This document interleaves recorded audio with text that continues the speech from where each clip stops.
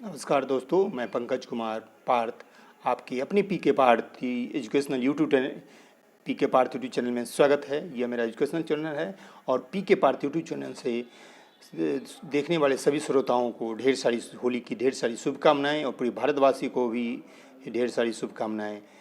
ये मैं आज लेके आया हूँ कि होली मनाई क्यों जाती है। ये होली का त्यौहार इसलिए मनाया जाता है कि इसके पीछे कारण था कि हिरण्यकशिपु एक राजा था जो तपस्या करके बहुत ही शक्ति प्राप्त कर लिया था और अपने राज्य में पूरे प्रजा को बोलता था कि मेरी पूजा करे और मुझे ही भगवान माने।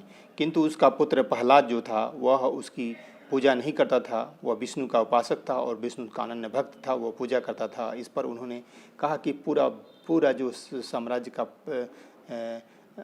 जो हमारे राज्य का प्रजा है वो पूरा मेरी पूजा करता है, मुझे भगवान मानता है, लेकिन मेरा ही पुत्र नहीं मानता है। तो इसके लिए प्रहलाद ने बहुत सारे मारने का उपाय लगाया। प्रहलाद को हिरण्यकशिपु ने बहुत मारने का कई सा उपाय किया। उसने पहाड़ पर से लेके प्रहलाद को समुद्र में फेंक पाया, लेकिन विष्णु ने उसके भक्ति से खुश होकर उसके ऊपर कमल का फूल आ गया और वो बच गया। उसके बाद हाथी को शराब पिलाया गया और मतवाला करके उसको मारने के लिए किया, लेकिन उन्होंने हाथी उसको अपने पीठ पर बैठाया और उसको कुछ नहीं किया।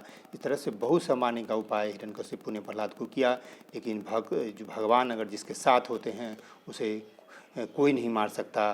कहा गया है जाके राखे साइयाँ, मार सके ना कोई, बाल बांका न कर सके।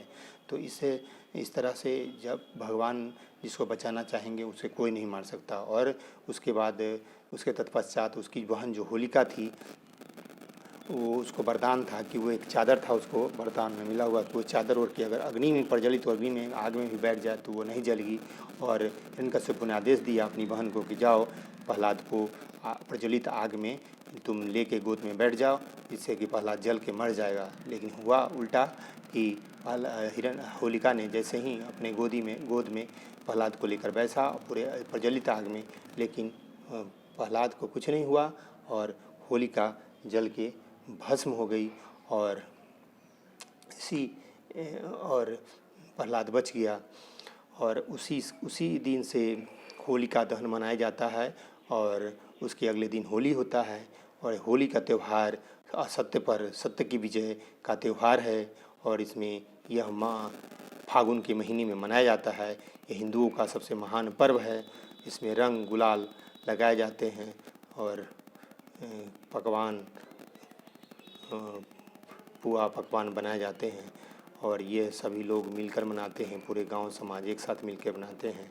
तो यह बुराई पर अच्छाई है और सबसे मिलजुल के मनाने का त्यौहार है।